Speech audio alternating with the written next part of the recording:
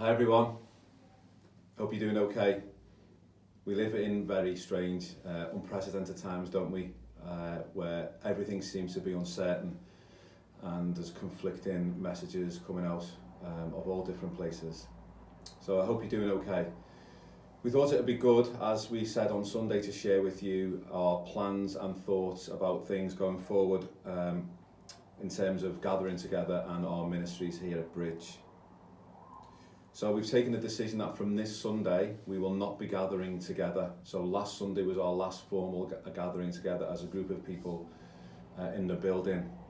But we want to encourage you to join us virtually, as we're going to hopefully be able to live stream some kind of service on Sunday morning. We're not quite sure what that's going to look like yet, but we're planning that there'll be some kind of service with some singing, and we'll be finishing off our studies in the book of Ruth. So church will still be going on in its forms, but rather than meeting together physically in a building, we'll hopefully be meeting together virtually. You should have received as well a letter about the growth groups saying that they've been suspended until further notice, and we're really keen to use the growth groups structure and connections to try and help care for those who are most vulnerable, and I'll say a little bit more about that shortly. We have had a group of doctors from within the fellowship gathered together for a couple of meetings so we can get the best and most current medical advice to share, and we've used that advice and guidance to make this decision to stop meeting together, along with the press conference yesterday from the Prime Minister.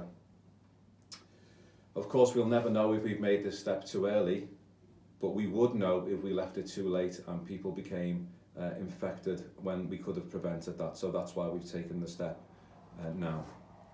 There's lots of different opinions about what we should or shouldn't do, I'm sure, and I'm sure you've got your own. But what we do want to assure you that we're just humbly trying to make the best decision that we can based on the most current advice, both from the government and from those within our fellowship. And it is our intention to do everything we possibly can to protect those people here who are particularly vulnerable. Most activities that go on during the week will be coming to an end this week.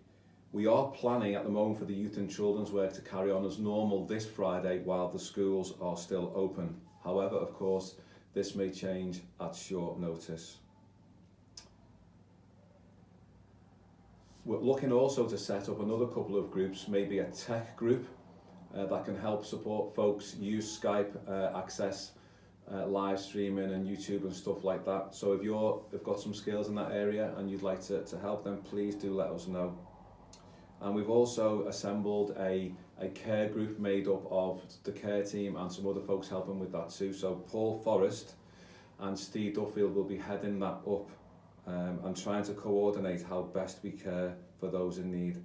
We do want to stress that it's absolutely vital that if you are caring for someone or you're helping someone out, you're visiting them, you're looking after them, you're doing their shopping, that kind of thing, could you please let that care group know? And that way we can coordinate our efforts and we can make sure people don't get duplicate visits while other people are being left out. In the letter, I won't read them out here, but in the letter there'll be contact details for Paul and for Steve, and also my contact details will be on there. Let us know if you want to be available to help and what you can do, and any other expertise that you think might be useful to help us care for each other. And we thought it would be good to split the care strategy up into 3 strands. So firstly, if you can help us identify folks that are in need. We do have some information that could be complete, but it may need adding to. So help us identify people who you think are in need. Secondly, to identify the specific need that you think they have. And thirdly, to identify who can help meet that need. It may be that you're already helping with that and you're already meeting a need, which is brilliant. If you can please let us know about that, that would be great. We do want to have as much communication as possible to a central point so that we can do all we can to coordinate the care effort that goes on. We'd ask you to pray.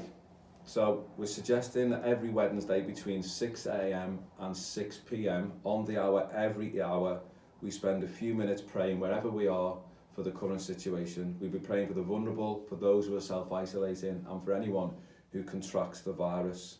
We'll share a list of names to help make that informed when it's appropriate to do so. We are going to try and communicate as often as possible. We will be using more of these videos because this is a really helpful way to get messages out quickly. The videos will be shared on the Facebook page, on the website, Twitter and Instagram, as well as the live stream services which will have been recorded. And we know not everyone can access these platforms, but we're doing all that we can to try and get as much access for as many people as possible. It's also our intention over the coming days and weeks as things go on to put together a page on the website with resources that will be useful, links to websites, songs, resources for children, resources for young people, that kind of thing. If you do know of any good ones that you could pass on, then please do let us know. That would be really helpful. I want to assure you again that we are trying to do all we can as quickly as we can and as quickly as is practically possible. But please, we ask that you bear with us. The situation is changing rapidly from day to day, as I'm sure you're aware. We want to do all that we can to help, and that is going to be continually evolving. If we make mistakes, we're really sorry. We do want to try our very best to do all we can. So please get in touch with any comments or suggestions. You can email admin@bridgechapel.com. You can phone 0151 281 9716 or 0151 281 9500. All those details, along with Paul's, myself and Steve Duffield's contact information, will be on the letter. Just want to read to you before we finish. We've referred to this many times, especially at the start of the year. Jesus, talking to the disciples, said, "A new commandment I give to you, that you love one another as I have loved you. By this, all people will know that you are my disciples, if you have love for one another." And I'd encourage you, and we encourage each other, to be the expression of the love of God to those around us. God bless you, and we'll see you again soon.